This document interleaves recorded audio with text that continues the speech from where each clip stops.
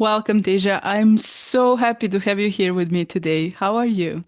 I'm so happy and joyful and grateful to be with you because we have such a special connection, and this goes far beyond this amazing opportunity. But it's always just, I think of you as a dear friend, so I'm always happy to see you. Thank you. I'm honored to call you my friend also. So let's start a little bit about your story and what inspired you to be a part of the Soul Diamond Legacy.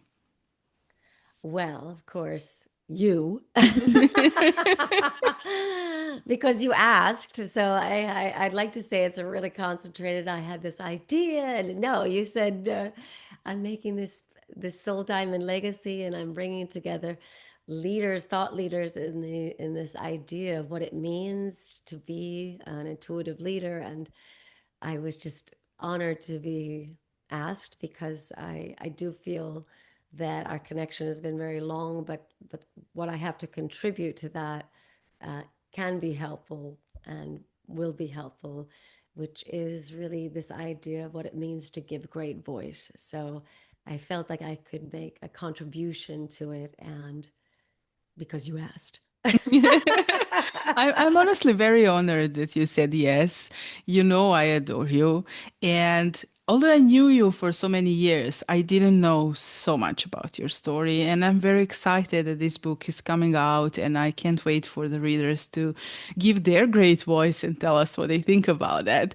But until that moment comes, what does truly intuitive leadership means to you? For me, intuitive leadership means that we listen both to our brain and our heart. Brain. There's more and more science talking that the heart actually has a thinking mechanism, and it's not just a ooey gooey I love you. It has, and that's what intuition means, right? When we get quiet and we settle, we get out of our thinking, logical, subconscious brain that's ruling 90% of our thoughts all day from the past and the present, I mean, and the future. And we can sink into our intuitive brain. We can also talk about the gut. The gut, there's so much more information that the gut and the heart have intelligence. And so when we can tap into that along with our logical brain and then communicate that information and receive that information with real listening, there's a lot of leadership that can take place because we have taken our whole amount of senses and not just what we perceive as our logical leadership skills. And this is exactly why we created the Soul Diamond Legacy. Can you imagine the world if we all step into our authentic, true self? If we really give great voice, if we really listen to each other, everything would be so different. You have such a wonderful career. I would like you to share a little bit about it. You worked for so many magnificent projects, and this is one of the reasons I say that I'm so honored that you are here with us now. Uh, what was one of the most transformative moments in your life and in your career when you realized what give great voice really is?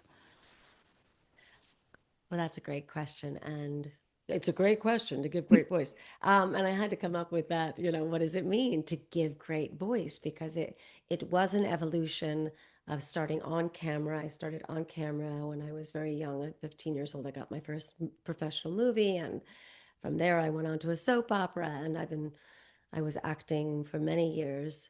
And I discovered the world of voiceover acting because as an on camera actress, I was told so often they loved you, but you were to this, to that, not enough of this, never enough of that, not thin enough or tall enough or blonde.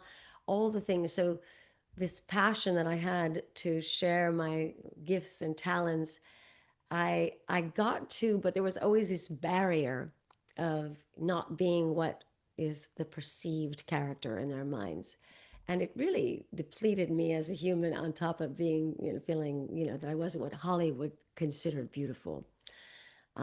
So when I started voice acting, all of a sudden this world opened up to me that I was getting part after part after part because I was now no longer about this and this.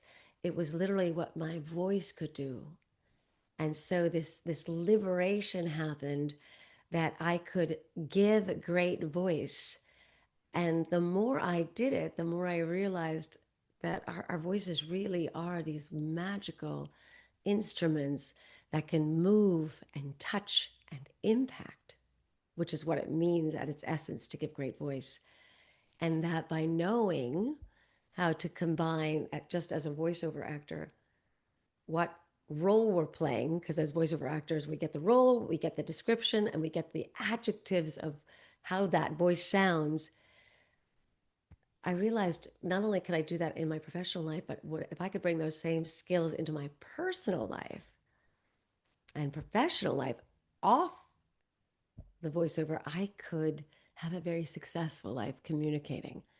And the more I did it, the more I realized, wow, this is something that my particular profession lends itself to learning these skills. And I can share this now with the world to be the voiceover artist in their own lives, to learn to use their voices as these beautiful instruments for confident, compassionate, charismatic communication.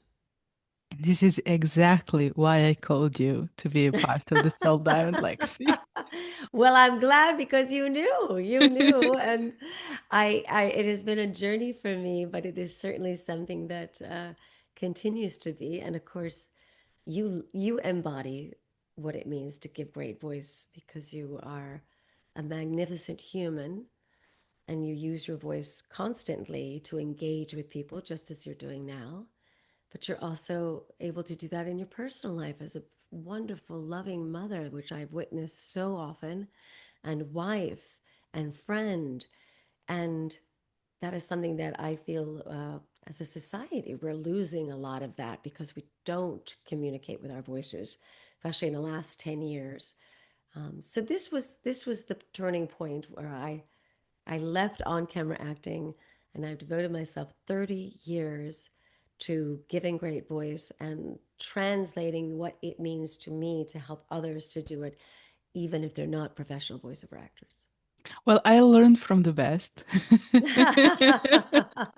I'll take the compliment because that's the other part that the first person that we have to give great voice to is ourselves, and that we cannot truly be authentically sharing ourselves if we don't fill our own cups, because many of us will, we have these thoughts running through our heads constantly, negative thoughts from the day before and the year before and the year before, and we don't speak to ourselves kindly, and we say things that even in our brains and out loud that we would never say to a best friend.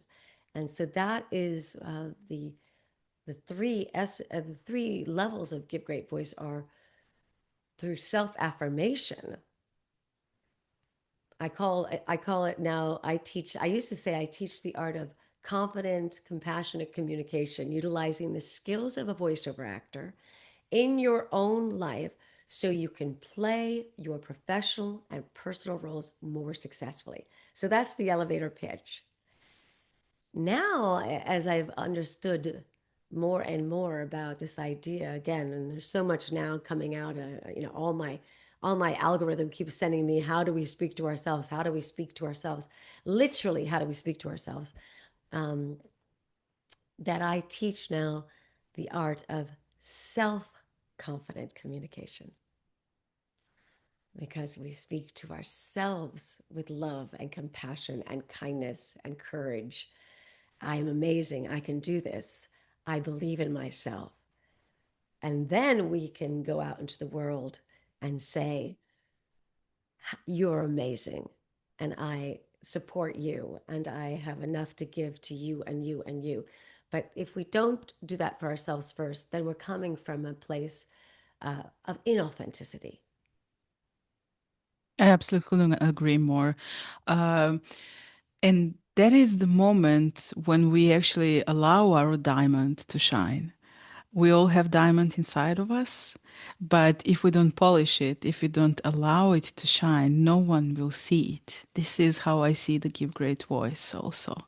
And this is why I'm so grateful that you stepped up and you shared your story, which is very open, very vulnerable.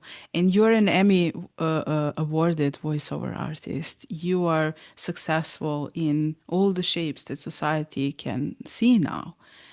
But being able to share your story on such a deep level, it's something which will touch hearts and which I can't wait for the readers to give us the thoughts about that. You are a true diamond to me in every possible way. I know you for so many years and I'm absolutely sure of that. And as I said, it's the reason why I called you. So I would like you to share just a little bit of your wisdom for the end for our audience to take on until they get a chance to read the book. Oh, thank you. I'm deeply touched and I receive that, which is again, and that little sound you're hearing is my dog giving great bark. They all get empowered to be such great barkers. I don't know where they get it from, but well, basically that I really would love people from this day on to start thinking of their voices as instruments, and it's not about that it has to sound perfect. It's understanding four questions before you're going to speak where it's meaningful to you. And that is, who am I in this particular scene in my life? Friend, daughter, mother, CEO, author, client, server, all roles that we constantly play. We don't think about it, but we're constantly weaving through our lives. Parent, friend, again, there's endless roles. Who am I speaking to? So if I speak to you in this role, Catherine, Mm. I'm speaking as a co-author. You're interviewing me. If I said to you, okay, so let me finish the questions. Who am I in this role? Who am I speaking to? What do I want? What do I want them to feel? What do I want this person to experience? What's the success of the scene? And how does my voice support that intention? If you think about those things, and I'll just give an example. Right now, my role is to be interviewed by you, so I'm part of the book. I'm a co-author. So I know who I am. I'm an author, and I'm speaking to you. Who are you to me? You're not only a dear friend, but you're the creator of this whole book, and you're interviewing me. What do I want? I want you to know that I am enthusiastic and happy to be here and excited for this opportunity and thoughtful. These are all the adjectives as a voiceover gets, actor gets, because no one sees us, right? So they can't even see our body language. Like if I wanted to just arch my eyebrow, if I wanted to just smile and you closed your eyes, you can hear that smile. So, how does my voice and tone support that intention? And the last example I'll give is one sentence two different ways, three different ways. Hi, Catherine. Thank you so much for having me. I'm really excited to be here. Hi, Catherine. Thanks for having me. I'm really excited to be here. Hi, Catherine. I am so excited. Thank you so much for having me. And I'm really excited to be here. Same words, different experience. Yes? Absolutely. I will take number three. And that's what it means. The tone and intention over I trump the words. Our words are important, but it's the intention behind them that, and if we're just a little bit more aware of when we're calling customer service or when we're speaking to our children to ask them to pick up their socks for the 800th time, all, things that are very challenging, by the way. I always joke that my husband knows exactly how I feel about him as soon as I say his name. If we could start thinking about that more from this day forward, that you are a voiceover actor in your own life, I think you will enjoy this idea that you have a great deal of power and use it wisely because it really makes a difference in people's lives and your own. Usually I would say this is pure gold, but this time I will say this is pure diamond. Thank you. Ah, thank you. The ultimate. Thank you so much for being my guest. Thank you for being the co-author of the book. Thank you for everything you do. Imagine how world would look like if we all just put a little bit of awareness in everything that you just said. I'm the one who's going to listen to this episode for the few more times for sure. And I'm inviting everyone to do the same. Thank you, Thank you. Tasia. Thank you from my heart. Thank you, sweetheart. I love you and I'm grateful for you. Love you too.